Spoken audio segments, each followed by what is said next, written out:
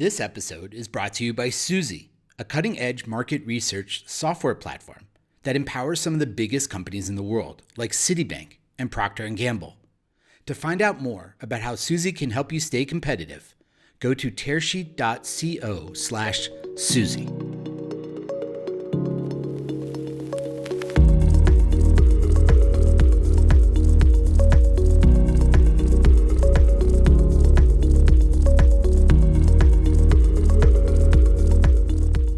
And welcome to the Tearsheet podcast, where we explore financial services together with an eye on technology, innovation, emerging models, and changing expectations. I'm Tearsheet Editor-in-Chief, Zach Miller.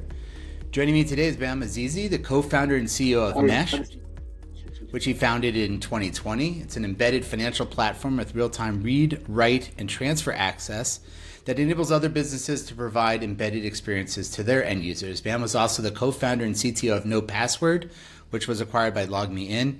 He's been a research scientist in a robotics lab and a software engineer in his career. Welcome to the show, Bam. Thank you for having me. And we could just jump right in. I'm kind of curious, what market gap did you sense existed that led you to creating Mesh? And how do you think of it, how is Mesh different than other embedded financial solutions? Yeah, so we are like a lot of embedded financial solutions. They started, if you look at the evolution, like the Gen 1, which was like Yodlee, and Gen 2 was like Plaid. They were mostly data aggregators. Mm-hmm. They were starting as like a screen scraping, and then they started building partnership with banks. And then the problem with the scraping screen is you can read data, but you can't really do anything about it. Mm-hmm. You can't really build functionalities on top of it. And we felt like there is an opening and there's a gap in the market that we can build not data aggregators, but connection aggregators, hence the name Mesh Connect. The goal was going after more emerging assets like crypto. And then at some point we felt like crypto and a stable coin is kind of the revolutionary thing for the entire finance ecosystem. So we would be better to kind of put all of our eggs in that basket and not hedge our bets across like different type of assets. So you're mostly focused or like 100% focused on crypto and a stable coin and payment use cases. So can you describe a little bit more what it means to be a connection aggregator as opposed to a data aggregator? Like I guess going back to that difference, because I think we've had Plaid on the show, probably had Yodlee on the show many years ago. I think they got sold recently, right? Finally, I know they were trying to sell it for a long time. No, Plaid is trying to go IPO. No, not Plaid. I mean Yodlee. I think they ended up selling. Yodlee sold it to Envestnet. Yeah. Yeah, exactly. No. I think Envestnet was also trying to unload it. I think there might have been a transaction. Yeah. Anyway. Yeah. To Bain Capital. Yeah. Yeah, and I know that in our discussions with Plaid, they have talked about connections as opposed to being point solutions. And I guess tell us what's different in that going 1.0 to 2.0. Yeah, I think mostly it's because we were more comfortable as a startup to do certain things that like incumbents like Plaid were not comfortable doing that. For instance, basically you can have write functionalities over API, like you can execute trades, you can transfer assets from one place to another, and Plaid has basically done it in a right way because they want to kind of go through partnership with banks, and they have certain limits and guidelines, and they were like more risk averse and than us. So we like to find our own like ocean or our own universe. We went to like crypto market, which like all of these big giants crypto companies, they are tech companies too. They all everything is API oriented, everything is modular, and you can build more functionalities there compared to basically the banking industry. So I think Plaid is the right solution for traditional assets and banking industry. We are the right solution as a connection aggregator for crypto industry. And the reason is the banking has 200 years of like regulations and a lot of limitations that Plaid tries as a $10 billion company tries to kind of find their way inside that maze. But we started fresh in crypto and we can do a bunch of things that's impossible to do in the banking industry. So there is no right or wrong answer, but I think the main difference here is we are like the execution, the basically asset transfer, and the functionalities that unlocks like payments, deposits, and so on and so forth. That's the main difference of the technology, or the output of the outcome of the technology that we had built. Is it fair to say that I guess you have your finger more in like transactional capabilities than just data transfer? Exactly. Okay. So maybe to drive that home, what are some of the use cases, I guess, that companies are using Mesh Connect for? Like, can you talk about that, or what you're seeing today, where you might see it go in the future? I'm kind of curious. Sure. So we started basically building integration with exchanges. So naturally, we're selling it back to the exchanges. We go to basically exchange one. It's like we have integration with exchange two. You want to kind of make it easier for users to move assets from exchange two to exchange one. And then that was like basically the first use case and first product that we built, called Mesh Deposit. So instead of copying and pasting wallet address, you just connect your exchange account and transfer assets from one place to another with a simple click. That was the first product, and then we went to wallets and we said, like, look, we have this amazing technology. All these exchanges are using it. You can use it too to get money easier from other exchanges to your wallet. So one of our customers, MetaMask, and they said, like, that's very interesting. We roll it out as soon as possible, but our problem is a ramp. It's always a but. Yeah. So they said, like, can you solve it for us? Because the ramp, like, they were like tried everything. They did basically aggregation of ramp providers, but ramp by nature is very expensive because like at the beginning of the crypto, it was very, very hard to kind of deposit from your bank account for a crypto purpose, and your bank account doesn't get locked. So a lot of these companies kind of build technologies or ways to use your credit card to pay for crypto. And as you know, credit card is very, very expensive. So if you want to buy $100 worth of, let's say, USDC on MetaMask, you pay $100, you get $92 to $95 on the other end. So it's like 500 to 800 bips. So they wanted to solve that by leveraging exchange relationship with banks. So you can leverage your Coinbase account, for instance, to ramp money from your Chase account on your Coinbase account, buy $100 worth of USDC, and then transfer it to your MetaMask wallet. The only difference in this flow is the user will get $98, not $95. Like they save money, and it's easy, and they're using their bank. It's more solid. They already been KYC'd on their Coinbase account. So that's the Mesh Ramp product. And it was good. It was like we were happy, like we were closing deals after deals. And then we had a small company out of, I think, Colombia, that they were basically very small, like 2-3 people, and they were sending a bunch of volumes. So it's like, okay, what is this? Like, at some point, they were like 10% of our whole volume. Wow. And we were like checking. I said, like, I'm curious to see what is their product, where they are like embedding Mesh. And then apparently they put Mesh as if Mesh is like PayPal. They put it, you could connect and pay for things with your crypto. So like, wow, that's cool. Wait, so explain that? So it's like you connect your Coinbase account, and instead of like your credit card, your bank account, you pay with your Coinbase account with your crypto. So that's how we started building Mesh Pay. And that's kind of now the best product, the best selling product that we have. So that provides an off ramp, I guess, for crypto holders to easily spend their crypto holdings. To a spend. So off ramp means you transfer it to basically fiat. In this case, the merchant accepts crypto. Okay. And it's a thing in places that basically the local currency is there's hyperinflation. Local currency is not as valuable.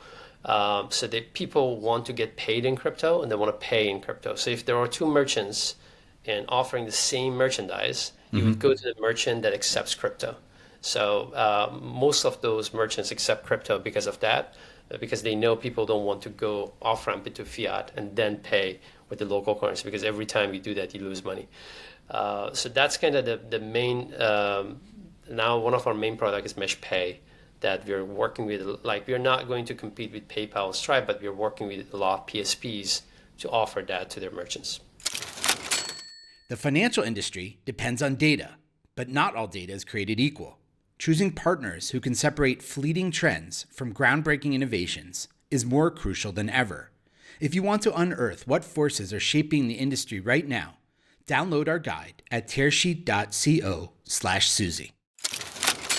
That makes a lot of sense. So I'm kind of curious, do you have relationships with traditional financial institutions and where you see embedded finance maybe impacting like traditional banks? Yeah, I think so. First of all, we have great relationship with a lot of traditional financial institutions. We have PayPal as an investor on the cap table. We have relationship with PayPal. We're working with, for instance, Shift4, another public company that is a PSP.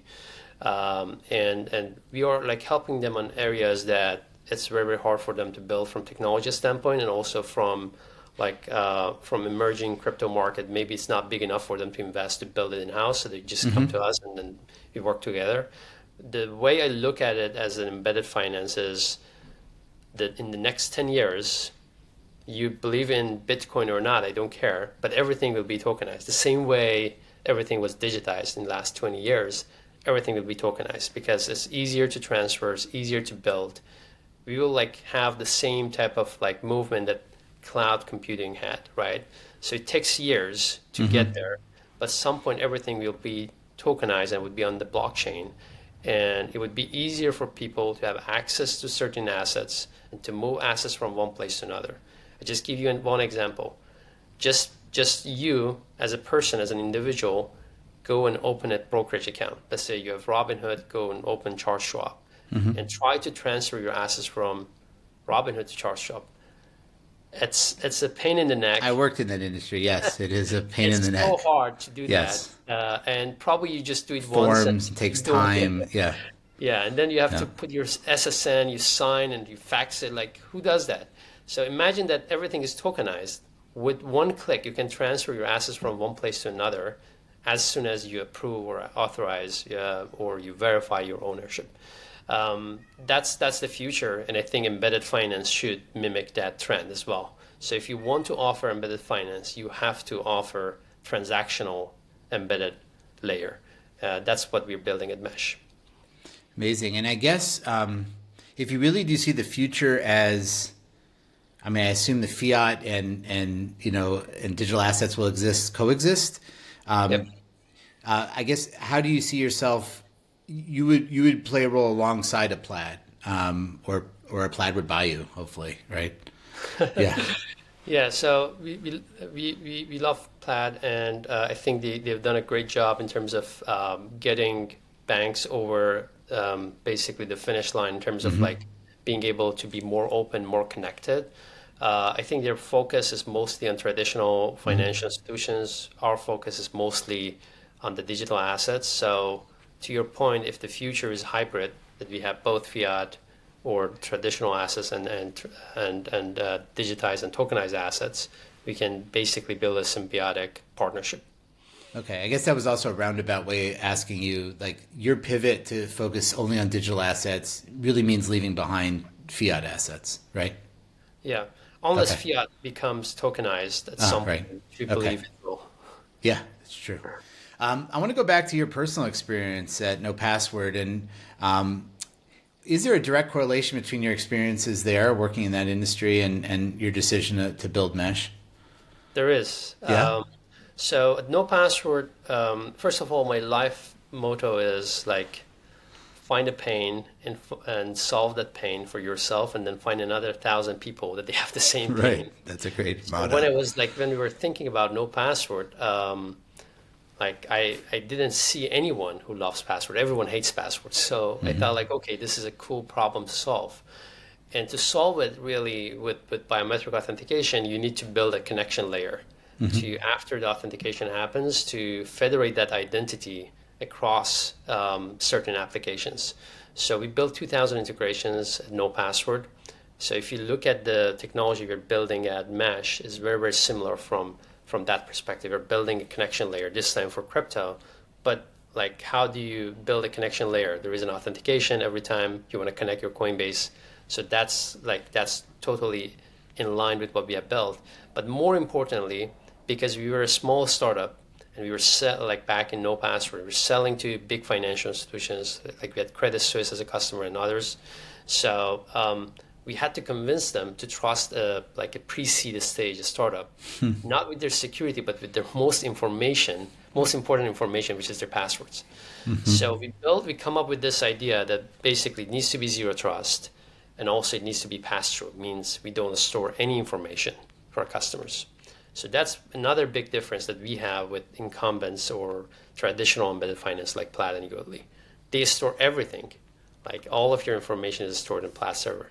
We don't. And it kind of resonated with crypto community and crypto people because they don't want like a centralized authority to own everything. And that's kind of the similarity that we have, right? From day one, we decided to not store any PII, any username, any password because of our experience at no password. Interesting. And what about your transition? I'm thinking about it now, like from CTO to CEO. What was that like? It's a different role. I've been doing this for 5 years, so I'm more comfortable being a CEO now. Oh, yeah? Back then, everything, it was just send it to my CEO, and then I would just be more involved in technicality and the technical issues and products. That said, I think being a technical CEO is the key to win because you need to understand the product. You need to be the one that basically bringing new products to life. And if you're technical, it's much, much easier to do that. So at the beginning, it was a little bit hard, but I transitioned through it. And now I feel like I'm comfortable being a CEO and being technical and have the both side of the aisle. So I wear a hat looking at the world through the lens of our readers and listeners who are traditional financial institution people. It almost feels like, the more mesh is successful, it almost feels like an enabling layer. Like for a financial institution, for me to invest more and to embrace digital assets more, I need something like a mesh, right? Yeah. So if you're a traditional financial institution and you want to be able to offer a better service to your users, because no matter if you like crypto or not, your users in the new generation want to embrace it, so you better offer it. And the best way to offer it is first step is just without being a custodian of crypto assets, just allow them to connect their accounts, see all of their assets in one place. And then if you feel like, okay, like all of my users, they have like around 20-30% of their assets in crypto, I better do something so bring those assets to me and increase my AUM, increase my volume, increase my revenue. Then next step would be building those custodial services. And mesh is basically could be your forte, could be your access to that world without risking anything. You're just allowing your users with read access capability to connect all of their assets to you. What kind of advice would you give to, I guess, technical teams within large financial institutions as they look out? I mean, obviously, the elections changing the regulatory regime. That seemed to get a lot of the industry excited about things. So, if you're speaking to a peer of yours inside of a bank, how are you kind of advising people like that? Yeah, I think regulation helps. So we are all adults. We can take bad news and we can take good news, but we had no news for 5 years. Right. Really, I want that to change, and I think we're losing the game against other countries that they were way ahead of us from regulation standpoint. So healthy regulation, we welcome it. It's guardrail. We're building rails. We're building connection layer. So the moment regulations become available, we will implement them, and that increases our market opportunity. And we are not sitting in the flow of the transfer. We're not touching assets. So you will love more regulations because that means more volume coming through mesh. My advice for technical people is just doing POCs, embracing certain projects that is in line. There are a lot of things you can do on the payment side with crypto. Even if you don't want to accept crypto, you can enable. If you're a PSP, for instance, and you can offer pay with crypto without owning the volatility of it. There are a lot of companies there that the moment they get you can say I need $100 for this merchandise. Give me $100. I don't care how you get it. Make sure it's compliant. Make sure it's not coming from a bad source or it's not coming from OFAC listed countries. I will accept it and just give me $100 US. And if someone does that through crypto, that doesn't mean you're accepting crypto payment. It's a regulated, compliant way to pay, and you should accept it. So there are certain gray areas that you can explore as a traditional financial institutions. And I think the one that I really like is the holistic portfolio. Like if you allow people to connect their accounts and they can see everything in their applications, that increases your retention, that increases your future opportunities to bring more AUM. So it's all sort of good things that you can do. Just don't feel like, okay, don't touch it until I'm allowed to touch it. Right? You're right. As you're saying that, I think a lot of the robo advisors, when they first started out, one of their first products was sort of that aggregator thing, just to be able to see all the assets, in one place. Good for the client, but also good for the institution to know, what clients want, right, what they need. Yeah, that's right. Yep, absolutely. What about your experience in the robotics lab? Does that have an impact on some of your decision making today?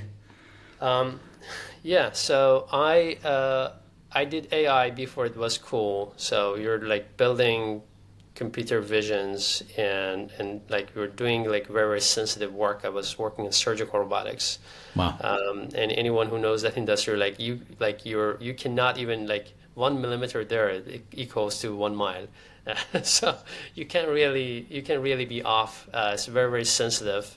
Mm-hmm. So you need to be very detail oriented and you need to build models that works very, very precisely. So it kind of taught me how to be detail oriented, to build things that works at a scale, and it impacted the quality of my work. The most impactful thing in my life was I couldn't find a job as an AI engineer back then. Wow. Boy, how things have changed. Yeah. So I created my own job. So I started my own company. So that's the main impact. Boy, times have changed. So we're speaking at the end of, in December 2024. I'm curious for you professionally and for Mesh, you have any big, hairy, audacious goals for next year, 2025? What's your focus?